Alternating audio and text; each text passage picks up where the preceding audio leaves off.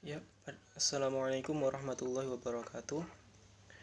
Jadi kami di sini akan mempresentasikan tentang hikmah dari munakahat, hikmah dari waris, dan juga hikmah dari jinayah. Kemudian kami beranggotakan yang pertama Indah Dwi Oktavianti dan juga saya Ahmad Raziddik. Yang pertama-tama kita akan membahas tentang pengertian dari hikmah itu sendiri. Jadi apa sih yang dimaksud dengan hikmah? Jadi menurut KBBI, Kamus Besar Bahasa Indonesia, hikmah ini memiliki beberapa pengertian, yakni kebijaksanaan dari Allah, kesaktian, manfaat, makna yang dalam, seperti halnya nasihat yang penuh hikmah. Jadi, memiliki makna yang dalam. Kemudian menurut ahli fikih, yang dimaksud dari hikmah ini adalah suatu motivasi dalam pensyariatan suatu hukum dalam rangka mencapai suatu kemaslahatan atau menolak suatu kemafsadatan. Jadi hikmah ini adalah motivasi dari adanya syariat atau hukum. Kemudian yang pertama, yakni tentang hikmah dari munakahat. Pertama-tama kita akan membahas dari pengertian munakahat itu sendiri. Jadi munakahat ini disebut juga dengan pernikahan. Dalam Al-Quran kata kunci yang menunjukkan konsep pernikahan ini ada dua, yakni zawaja dan nakaha.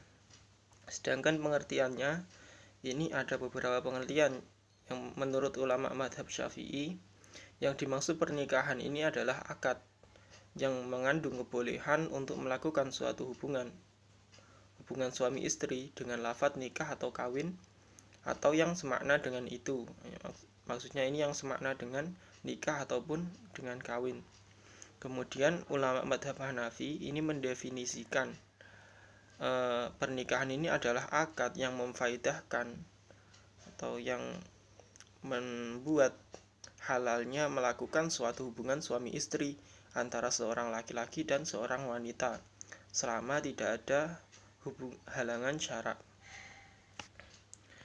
Jadi di sini kita dapat mengambil kesimpulan bahwasanya para ulama empat madhab itu umumnya mendefinisikan pernikahan ini adalah suatu akad yang membawa kebolehan bagi seorang laki-laki untuk berhubungan badan dengan seorang perempuan, yang biasanya diawali dengan lafadz nikah atau lafadz kawin, atau yang semakna dengan nikah ataupun kawin. Kemudian ada hikmah dari pernikahan.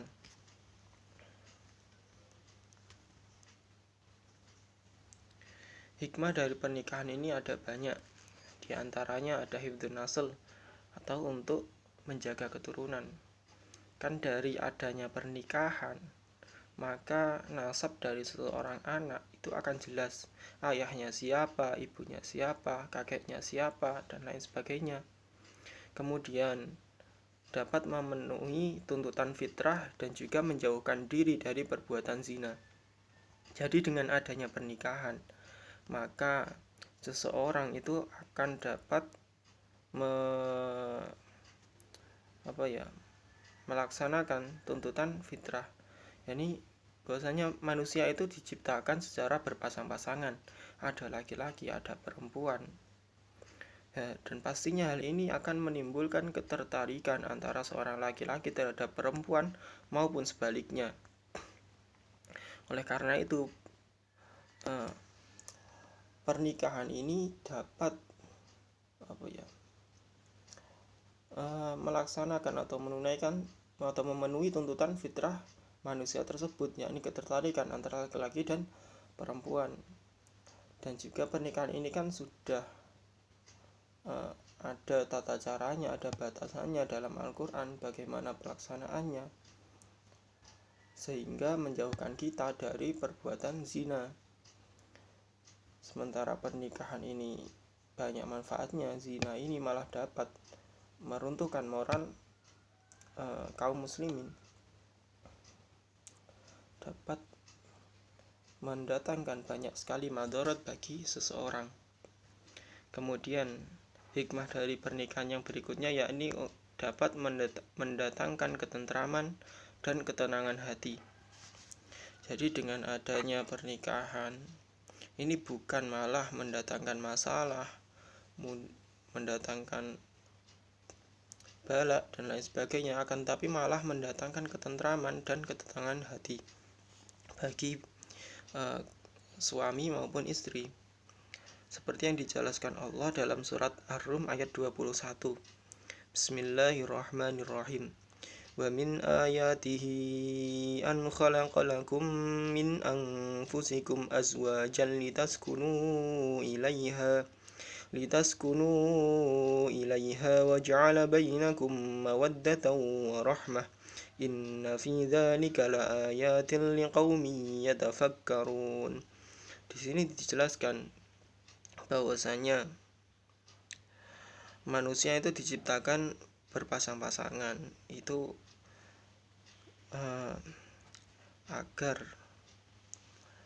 setelah menikah mereka itu akan mendapatkan ketentraman dan ketenangan hati. Jika ada salah satu pasangan, baik itu suami istri yang gelisah, yang banyak masalah, yang lainnya akan menghibur, akan membantu untuk menyelesaikan masalah tersebut. Dan juga agar tercipta kasih sayang antara suami dan istri. Kemudian yang berikutnya yakni memperbanyak keturunan umat Nabi Muhammad, agar kelangsungan hidup manusia itu tetap terjaga hingga akhir hari kiamat nanti. Kemudian ada memupuk rasa tanggung jawab. Jadi dengan adanya pernikahan ini, maka seseorang itu akan menjadi lebih bertanggung jawab karena mereka akan mendapatkan tanggung jawab yang baru dari pernikahan tersebut. Bagi seorang laki-laki setelah menikah, ia memiliki tanggung jawab untuk menafkahi istrinya, membimbing keluarganya menuju jalan yang benar, dan lain sebagainya. Begitu pula istri juga memiliki tanggung jawab yang baru. Kemudian yang berikutnya ini membagi rasa tanggung jawab antara suami dan istri yang selama ini dipikul oleh masing-masing pihak. Jadi jika suami memiliki tanggung jawab yang banyak, maka istri dapat membantunya untuk meringankannya. Begitu pula sebaliknya. Berikutnya ada waris. Pengertian dari waris menurut KBBI ini adalah orang yang berhak untuk menerima harta pusaka dari orang yang telah meninggal. Sedangkan menurut hukum Islam, yang dimaksud dengan waris ini adalah hukum yang mengatur tentang peralihan harta kekayaan yang ditinggalkan seseorang yang telah meninggal, serta akibatnya bagi para ahli warisnya. Jadi adalah hukum yang mengatur bagaimana pembagian harta dari orang yang telah meninggal tersebut. Kemudian dalam istilah lain, waris ini disebut juga dengan faraid, yang artinya adalah bagian tertentu yang dibagi menurut agama Islam kepada semua orang yang berhak untuk menerimanya dan yang telah ditetapkan bagian-bagiannya. Dasar hukum waris ini ada dalam Al-Quran surat An-Nisa ayat 11. Teman-teman bisa membukanya sendiri di dalam Al-Quran ya. Di situ telah dijelaskan secara mendetail bagian anak laki-laki itu berapa, bagian anak perempuan itu berapa, ayah, istri, ibu, dan lain sebagainya. Kemudian maka dari itu Rasulullah itu memerintahkan atau sangat menganjurkan bagi umatnya, bagi kita untuk mempelajari ilmu faraid ini. Ya paling tidak dalam suatu kaum itu ada satu atau dua yang mengetahui cara atau dapat memahami ilmu faraid ini, sehingga tidak akan terjadi perselisihan dalam pembagian harta waris. Kemudian hikmah waris. Hikmah ini pasti tidak akan terlepas jauh dari tujuan adanya waris tersebut. Yang pertama yakni pasti untuk menghindari atau menghilangkan perselisihan antara para ahli waris, antara keluarga orang yang telah ditinggal mati, tentang bagaimana cara pembagian harta waris tersebut. Bagianmu seberapa, bagianku seberapa, itu tidak terjadi perselisihan karena telah ditentukan dan ditetapkan dalam Al-Quran sesuai dengan tanggung jawab masing-masing anak, sesuai dengan kedudukan mereka. Jadi sudah ditetapkan hartanya. Kemudian hikmah yang kedua yakni terjaganya harta warisan. Jadi dengan telah ditetapkannya bagian ahli waris, maka hartanya itu pasti ya terjaga.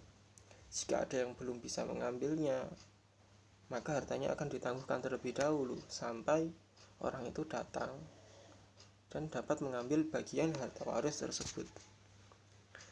Ya, sekian dari saya. Untuk kelanjutan presentasi mengenai hikmah dari jinayah akan